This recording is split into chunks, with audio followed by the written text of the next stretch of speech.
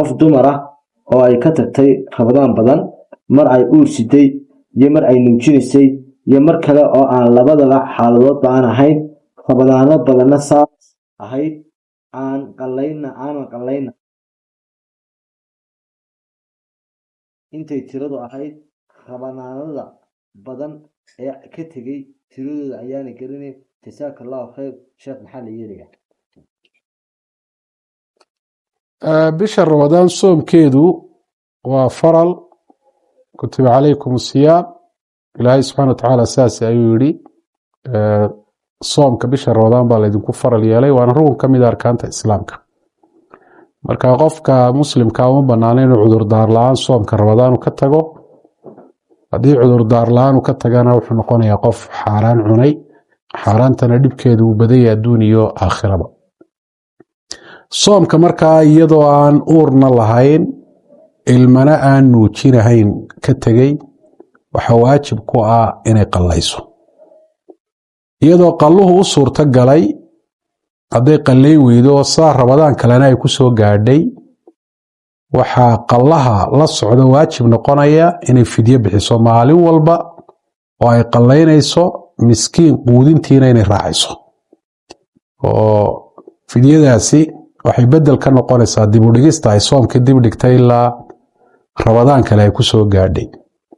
tiradii lagu lahaa haddii aanay garanahayn waajibku waa in tirada u badan ee isleedahay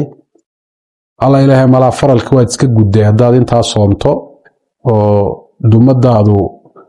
way beri noqonaysaa inay soomta ayaa waajib ku ah soomka dhaafay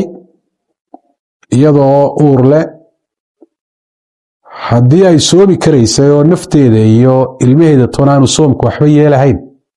waajibku wuxuu ahaa inay soomto haddii aanay soominna soomka qallihiisii baa lagu yeelanaya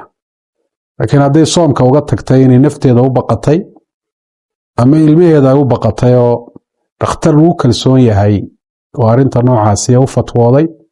inaanay soomi sanayo ama iyaduba ay tijaabisay oo tijaabada ay ku ogaatay soomku inuu iyada dhibayo waxaa u bannaan oo iyadu bilaa khilaafa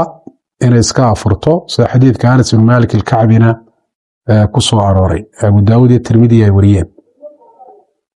waxaana markaa ku waajibaya maalin waloo ay afurtay baqaha nafta ay u baqatay ama ilmaha ay u baqatay awgeed inay miskiin quudiso wax qallaana sida saxda laguma laha markay umusha ahayd laba xaalood baa loo kala qaadayaa maalmihii ay nifaaska lahayd ee dhiiggii umushu uu jiray maalmaha iyaga qallahooda lagu yeelanaya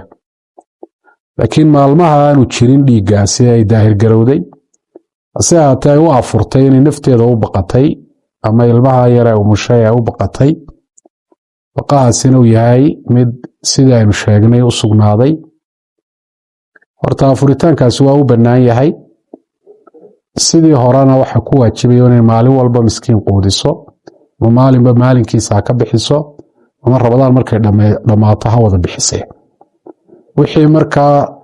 rabadaanee dhaafay iyadoo xaaladaha ku jirtana raashinkii waa inay iska bixiso oo